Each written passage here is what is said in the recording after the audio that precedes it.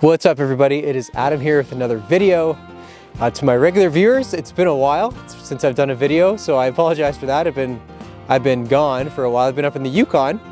I was there for about a month. I was supposed to be there a lot longer, but it got cut short and that's okay. So I was trying to make a video of the Yukon while I was actually there, but it was too cold when I tried to do it in the Yukon. My camera was mad at me, my hands were not having it. I lost energy to do the video because it's just too cold. This video is going to be about just what the Yukon is like, what Whitehorse is like, some reasons you should go visit. If you haven't been there, why haven't you been there yet? And just that sort of stuff, general stuff about the Yukon. And some cool scenery with my drone, as you're probably seeing some drone shots go by now. And the song you're actually hearing in the background is my song about the Yukon that I wrote quite a while ago now, called Yukon Gold.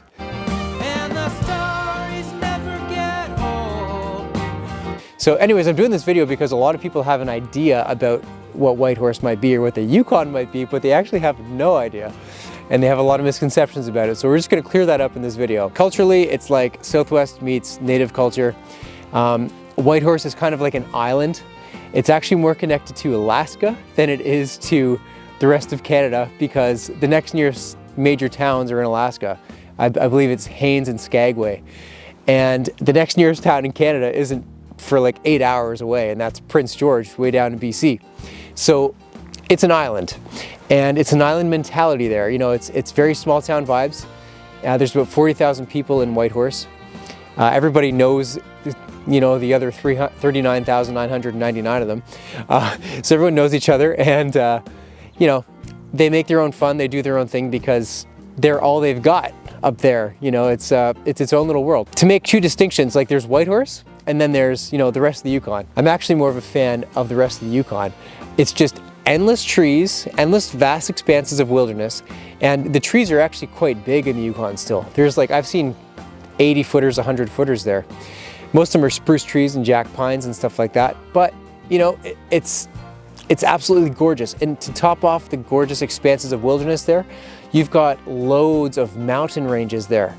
So many mountains, and the mountains this time of year are absolutely stunning because they're just gleaming white in the winter, you know, fresh winter coats of snow. And very few people reside in the Yukon, especially outside of town. Most people are right in town because, you know, being cold and everything like that, it's hard to live up there, and it's just easier if everything's right there for you. So a lot of people live in town, even though there's a huge wilderness at the, you know, at the back door, so to speak.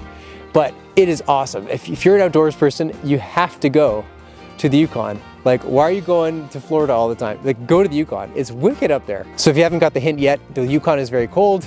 Obviously, it's up north. So, you know, minus 30s, very regular. I was there from December to January. Minus 35 was a couple times happened. A lot of the times though, it's around minus 20. And you know, when you get to minus 20 after minus 35, it's actually pretty warm feeling. So, you know, it's kind of all over the map, but it never really warms up in the wintertime there. There's a couple mornings there where, you know, if you don't have a face mask on, you need a face covering in the minus 30s. If you don't have that on, by, you know, 5 minutes, your nose is numb and it's burning because it's so cold. What is town actually like? Whitehorse is like a fully functioning proper city, folks. If you didn't know that, now you know. A lot of people think, oh, it's up there and it's nothing going on and it's desolate. No, well, they've got Walmart, they've got Canadian Tire, they've got big box stores, they've got all kinds of grocery stores. Again, this isn't a Iqaluit or a very far northern fly-in type community. You've got everything there you need. Gyms, you've got restaurants and bars and all kinds of stuff. So it's a fully functioning place, in case you didn't know. Again, a lot of people don't realize this. You're in a mountain valley, so there's mountains all around you, which is really nice. But town itself has everything you need. You can get around easily. My favorite feature of town is actually the river trail. The river trail is a walking trail that connects like the entire town together all along the Yukon River.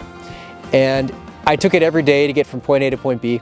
And it's just gorgeous. Like, you're walking along this winter wonderland trail, and nature is on one side, town's on the other, and you just kind of dip into town whenever you arrive to your spot, and then you get back on the trail and walk back to your place. You know, on a really cold day, it's beautiful because the water from the river creates this fog this perpetual fog that just keeps on rolling off the river.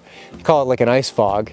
And it coats all the trees in this film of ice. And then on top of that, when the sun pierces that cloud coming off the river, it just looks like otherworldly. It's that sort of stuff that you only see in the north. And it's beautiful. It's a beautiful feature of town. The river trail is gorgeous. The Yukon River is amazing. Speaking of nature and all that sort of thing as well, Northern Lights. The Northern Lights happen in the Yukon. They aren't as regular as the Northwest Territories. The footage I'm showing you right now comes from years ago when I was in the Northwest Territories in Yellowknife, and that's a serious hotspot.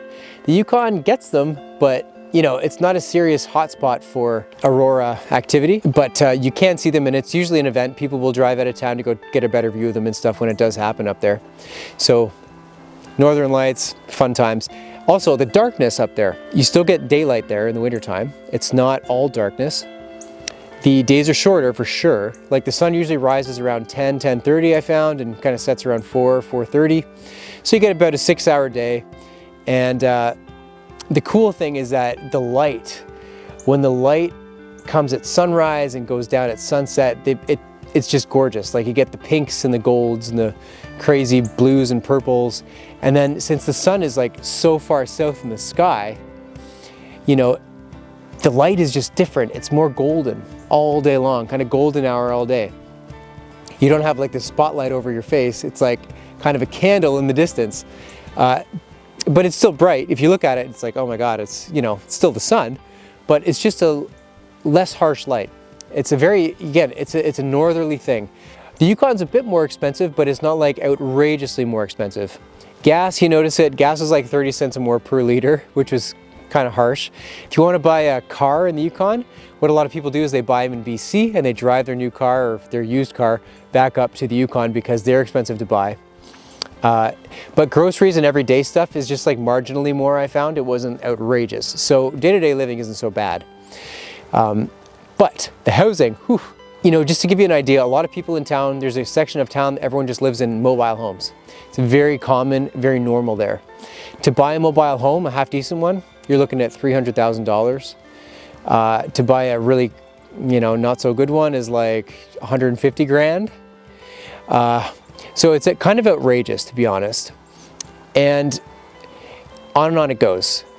The pricing is ridiculously inflated. I mean, there's a lot of gold mining in the Yukon. That's the main industry. It's been the main industry forever, and mining in general is still the thing up there. So you get a lot of people that make a lot of money that go up there, and they drive the prices up, it seems, of the place. So, because they have the money to spend. Like there was one piece of land for sale when I was looking in town. It was a good chunk of land for $42 million. And this isn't LA, this isn't Calgary, a main city in Canada. This is like Whitehorse. To buy land up there in general in the Yukon is very difficult. There's not much for sale. The stuff that is for sale is usually right on the highway. And who wants to go to the Yukon to be right on the highway? And there's like, you know, 3 acres for like $300,000, this kind of stuff. Buying a house in town, very expensive. Buying a condo, very expensive. Renting there, you're gonna have to have roommates. I'm sorry to tell you if you don't want roommates. That was my case. I just wanted to be on my own. Can't happen in the Yukon. Unless you want to spend, you know, $2,500 per month on something. What's going on right now in the Yukon is that the government has something with new immigrants that they're fast forwarding and speeding up the process to get your permanent residency if you show up there and live there for, I think it's like a short time, like 6 months. So people are getting their permanent residency very fast in the Yukon if they're newcomers. And there's a lot of newcomers there that are doing that. So that's also putting a strain on housing, let alone the crazy inflated prices from, you know, people having crazy good jobs up there. And speaking of housing, is that a lot of people live in dry cabins, you know. So that means cabins that are off the grid without running water and very little power, if any power at all. It's actually very normal in the Yukon to do this. There's one road that leads out of town, and there's probably 60 people living along it, and there's no hydro poles. Nobody has any wells. Everyone just gets their water kind of from the river or a dug well, and they live on generators or solar power. Very little solar power in the Yukon, of course, but they live off grid. And they're, you know, 15, 20 minutes driving into town. I don't know many other major cities that have that same kind of setup. So it's pretty neat. All right, so that pretty much sums up my take on the Yukon and my little intro to what Whitehorse and the Yukon is like. Hopefully you learned something from all that and you got something useful if you're thinking about going up there. I highly recommend visiting just to go check it out. Like if you're an adventurous person, you want something different, the Yukon will give you different. It's full of characters, it's full of character, and it's just a place of extremes because it kind of is an extreme place, just geographically where it is. So they go hand in hand with personalities and location. And I mean that in a good way, of course. So the Yukon's great, you should definitely go.